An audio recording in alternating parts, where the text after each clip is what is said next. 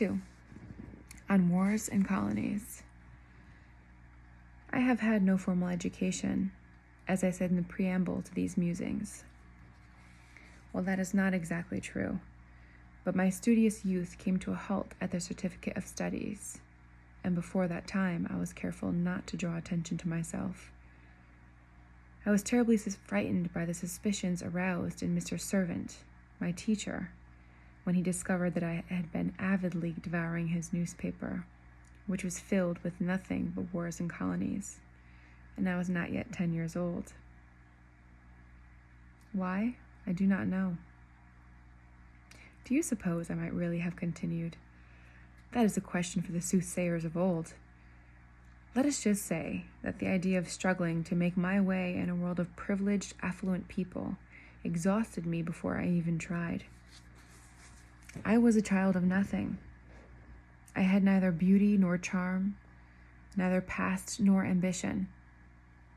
I had not the slightest savoir-faire or sparkle.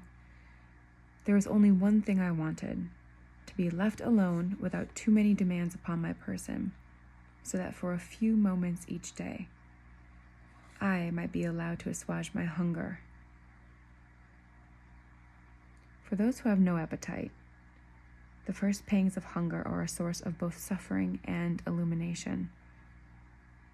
As a child, I was apathetic, a virtual invalid, my posture so poor you would have taken me for a hunchback, and I only managed to get through my everyday life thanks to my ignorance of any alternatives. My lack of interest verged on the void.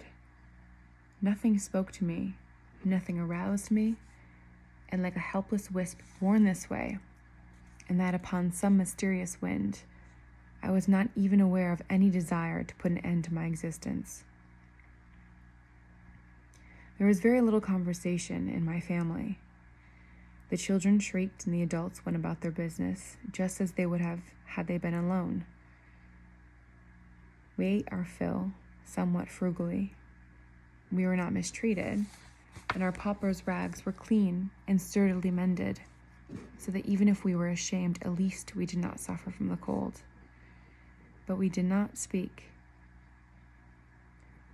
The revelation occurred when, at the age of 5, going to school for the first time, I was both astonished and frightened to hear a voice speaking to me and saying my name. "Renee?" asked the voice, and I felt a friendly hand on mine. This happened in the hallway, where for the first day of school they had gathered the children as it was raining outside. "Renee?"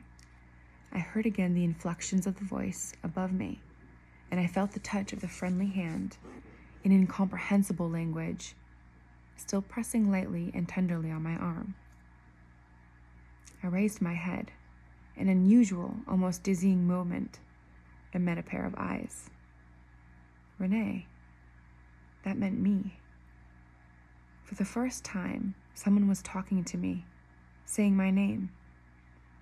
Where my parents habitually merely gestured or grunted, here was a woman with clear eyes and a smiling mouth, standing before me, and she was finding her way to my heart, saying my name, entering with me into a closeness I had not previously known existed. I looked around me and saw a world that was suddenly filled with colors. In one painful flash, I became aware of the rain falling outside, the windows streaked with water, the smell of damp clothing, the confinement of the hallway, the narrow passageway vibrating with the press of pupils, the shine of the coat racks, with their copper hooks, where capes made of cheap cloth were hung close together, and the height of the ceiling, which to the eyes of a small child was like that of the sky. So with my doleful eyes glued to hers, I clung to the woman who had just brought me into the world. "Renee," said the voice again, "don't you want to take off your raincoat?" And holding me firmly so I would not fall, she removed my clothes with the agility of long experience. We are mistaken to believe that our consciousness is awakened at the moment of our first birth. Perhaps we do not know how to imagine any other living state. It may seem to us that we have always seen and felt, and armed with this belief, we identify our entry into the world as a decisive instant where consciousness is born. The fact that for 5 years, a little girl called Renee, a perfectly operational machine of perception blessed with sight, hearing, smell, taste, and touch, could have lived in a state of utter awareness, both of herself and of the universe, is proof, if any were needed, that such a hasty theory is wrong. For in order for consciousness to be aroused, it must have a name. However, a combination of unfortunate circumstances would seem to confirm that no one had ever thought of giving me my name. "You have such pretty eyes," added the teacher, and I knew intuitively that she was not lying, that at that moment my eyes were shining with all their beauty, and to reflect the miracle of my birth, were sparkling with 1,000 small fires. I began to tremble and searched her eyes for the complicity that shared joy can bring. In her gentle, kindly gaze, I saw nothing but compassion. In the moment where I had at last come to life, I was merely pitied.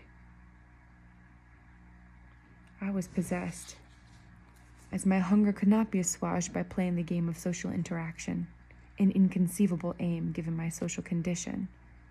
And it was at a later point in time that I would grasp the meaning of the compassion I saw in the eyes of my Savior. For has one ever seen a girl raised in poverty penetrate the headiness of language deeply enough to share it with others? Then it would be appeased by books. I touched one for the first time. I had seen the older children in class look into books for invisible traces, as if they were driven by the same force, and sinking deeper into silence, they were able to draw from the dead paper something that seemed alive. Unbeknownst to all, I learned to read. When the teacher was still droning away with the letters of the alphabet to my classmates, I had already been long acquainted with the solidarity that weaves written signs together, the infinite combinations and marvelous sounds that had dubbed me a dame in this place on that first day when she had said my name. No one knew. I read as if deranged, at first in hiding, and then, once it seemed to me that the normal amount of time to learn one's letters had elapsed, out in the open for all to see. But I was careful to conceal the pleasure and interest that reading afforded me. The feeble child had become a hungry soul. At the age of 12, I left school and worked at home, and in the fields alongside my parents and my brothers and sisters. At 17, I married.